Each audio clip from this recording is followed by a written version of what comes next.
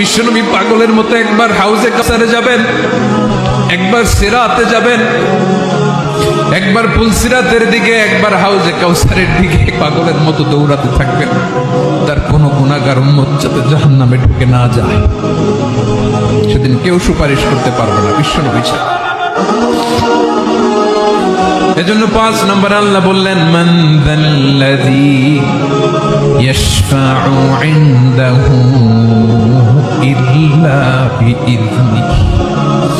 কার সাহস আছে, কার এত বড় বুকের পাটা কিয়ামতের কঠিন দিন আল্লাহর সামনে দাঁড়িয়ে সুপারিশ করবে?